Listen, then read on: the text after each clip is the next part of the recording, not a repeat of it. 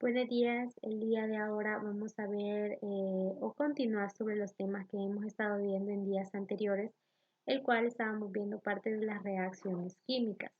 En este caso vamos a hablar un poco sobre la ley de conservación de lo que es materia y nos vamos a ir en la página número 90 y 91 de nuestro libro. Vayamos leyendo un poquito más sobre lo que es la ley en nuestro libro y luego voy a explicar un poquito sobre qué se refiere esta ley. ¿Quién es el que, pues, más que todo el científico que se tomó el tiempo en estudiar y dar conclusiones para que nosotros sepamos sobre la ley de conservación de lo que es materia? En este caso vamos a hablar un poquito de lo que es el científico Lavoisier y pues cabe destacar que él fue el primero que más que todo realizó las investigaciones. Y se puede decir que esta ley se puede llamar también como conservación de la masa, la conservación de la materia o también de la ley de Lomonosov Lavoisier, que también fue un científico y es una ley más que todo fundamental de las ciencias naturales. Fue elaborada por el primer científico independiente, solamente él, no necesitó de nadie más, Jean Lavoisier, pues él en 1748 y la descubrió años después parte de Anthony Lavoisier en 1785. Él descubrió esta ley, pues creo que le dio algunas mejoras a otras investigaciones que le ayudó a conocer un poquito más de esta ley. También se puede decir que este se puede enunciar más que todo por la manera en que un sistema aislado de toda reacción química ordinaria de la masa, el total de esta es en el sistema en el que el sistema en sí permanece en lo que es constante, es decir, la masa consumida por los reactivos es igual a la masa de lo que son los productos obtenidos. La ley, más que todo fundamentalmente para adecuar a lo que es la comprensión de la química, es el principio, es bastante preciso, ya que para las reacciones de baja energía, en el caso de las reacciones nucleares o por ejemplo, las colisiones entre las partículas altas en energía, en esas son las definiciones clásicas de lo que es la masa y que no es aplicada. Hay que tener en cuenta también lo que es la equivalencia entre masa y energía. Creo que eso ya lo vimos en temas anteriores, entonces espero que nos recordemos un poquito sobre eso y si no, leamos en nuestro libro que ahí está el tema. También decimos que la aparente pérdida de lo que es la masa durante un proceso de combustión era uno de los más grandes problemas de lo que tuvo la química. En el año de 1679, los experimentos preliminares de Robert Bowley parecían que eran indicar un desbalance entre lo que era la masa, donde él decía que pesaba meticulosamente lo que varios metales, que antes y después de la oxidación, cuando están óxidos, mostraban un notable aumento, decía él, de peso, o sea, tenía más peso en sí, en su cuerpo. Y estos experimentos se llevan a cabo en recipientes abiertos, ¿verdad? Donde ellos podían verlo. El interés de Lavoisier al tema se despertó durante los trabajos relacionados con el aumento del alumbrado público, que él identificó, ¿verdad? Todo el alumbrado público, las luces y todo, en París.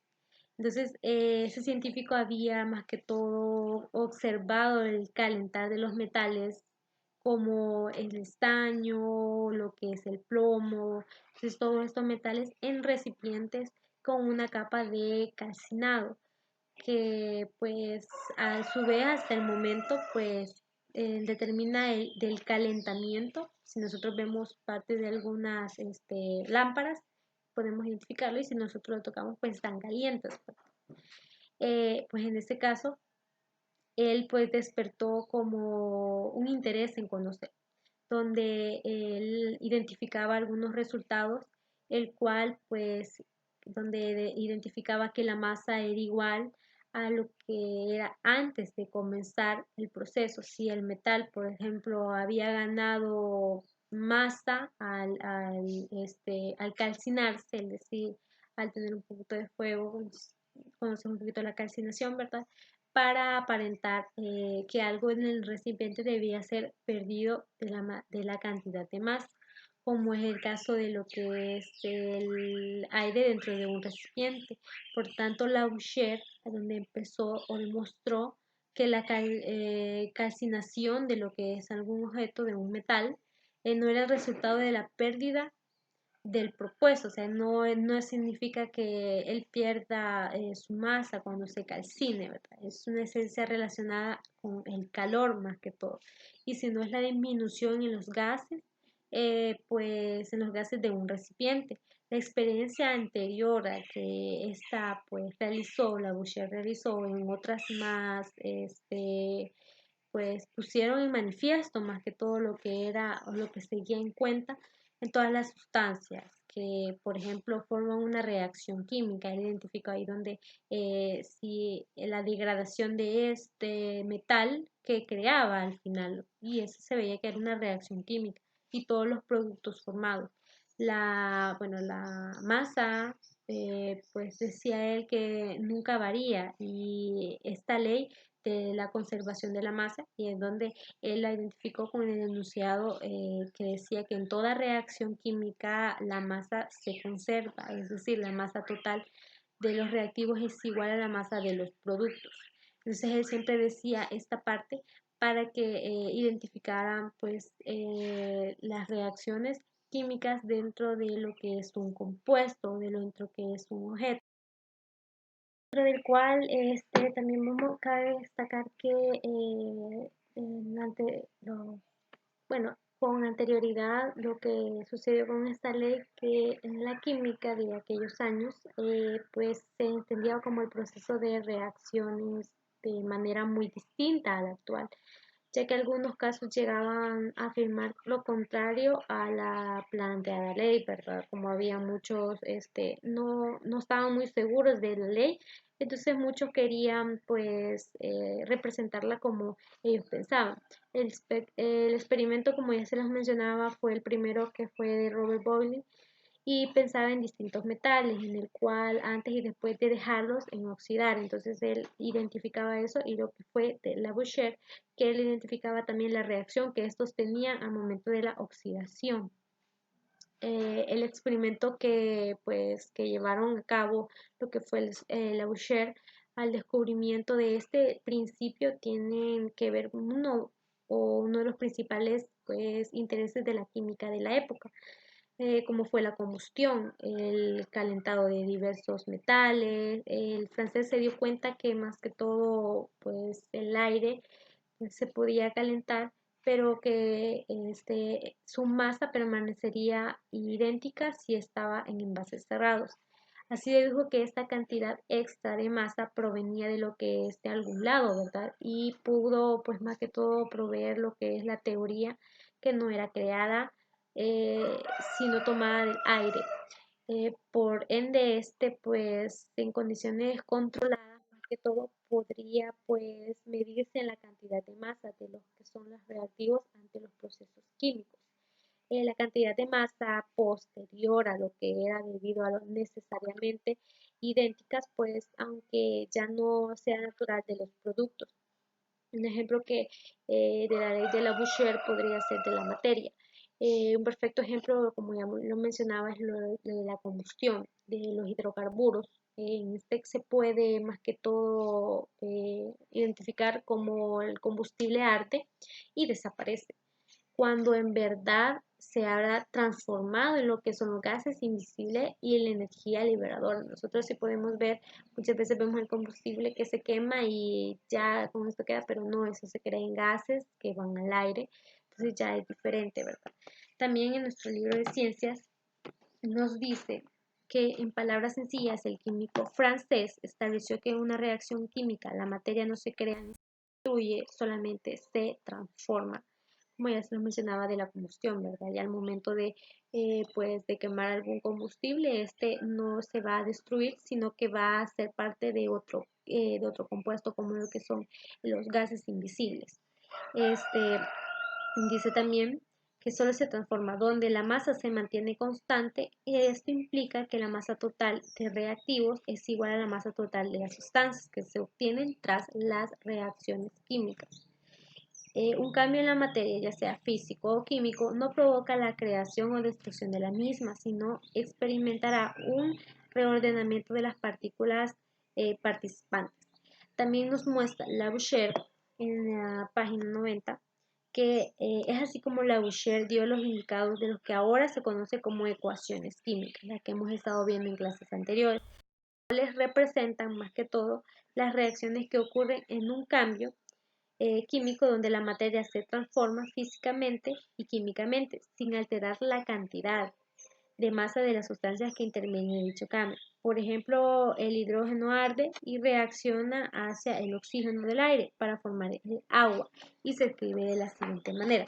Entonces, si nosotros podemos ver en nuestro libro, tenemos esta ecuación química. Si nosotros vemos el 2, el H que es hidrógeno, el 2 que son las moléculas, más el 0 que es el oxígeno, 2 de moléculas y son igual a 2 de hidrógeno más 1 de oxígeno, perdón. En este caso, nosotros vamos a ir pues identificando cada parte de esta ecuación. En un principio tenemos este 2 en grande y esta es la coeficiente esquiométrico, que esta más adelante vamos a identificar a qué se refiere. También la H, que son los reactivos, que si nosotros identificamos la H, como se los mencionaba en anteriores clases, es la primera letra de pues de los compuestos o de las nomenclaturas que nosotros tenemos de nuestro, pues, de los elementos químicos. Entonces, en este caso, la H, que es hidrógeno, por eso se les mencionaba que si pudieran ver en internet la tabla periódica sería muy bien para que nosotros vayamos conociendo qué se refiere a cada letra. La H de hidrógeno y la O de oxígeno, y que la H y la O serían nuestros reactivos, así se les llama, y el 2 pequeñito que ustedes pueden ver se llama subíndice. Más adelante vamos a ver las definiciones de cada uno y el más, que es reacción con, es decir, la H reacciona con la O de oxígeno y estos dos producen, que la flecha es produce, el 2 H, el número 2 pequeño y la O, que es 2 de hidrógeno y una de oxígeno. Entonces, más que todo, esto es lo que Labouchere identificó en su teoría y cómo este iba desglosando, ¿verdad? Cómo dos compuestos al fusionarse creaban algo más.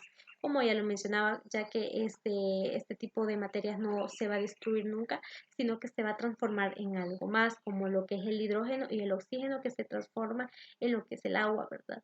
Entonces vamos a ir identificando así poco a poco las reacciones químicas. También eh, eh, por así decirlo, dice que la materia también se conserva en todos cambios físicos. Cuando se coloca el agua en el congelador, el agua pasa a un cambio físico.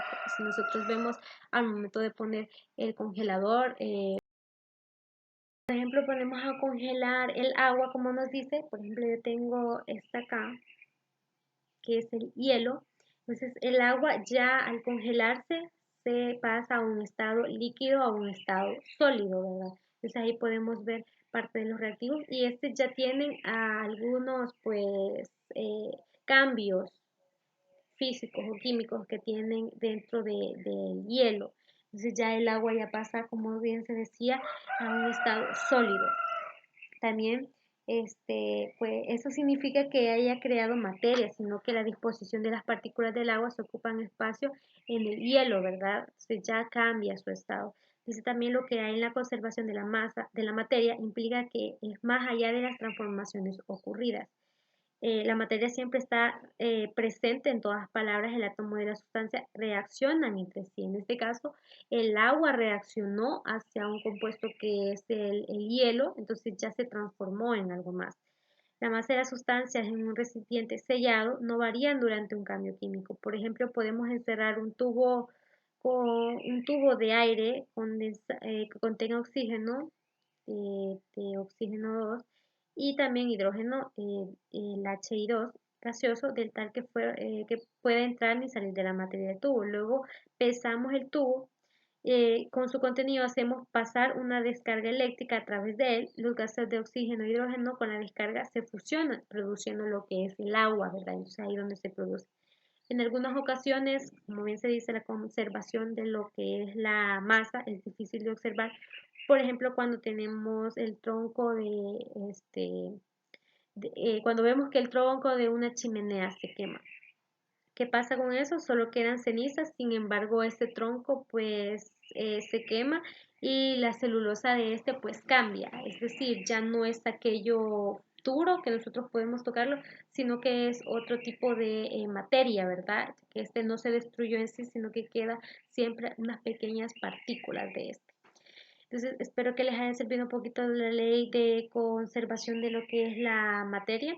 Leamos un poquito más lo del libro para que vayamos entendiendo a qué se refiere, porque esta ley la vamos a estar utilizando en temas que siguen, ¿verdad? Sobre los reactivos, las reacciones químicas y todo lo que son las ecuaciones químicas para que nosotros entendamos un poquito más.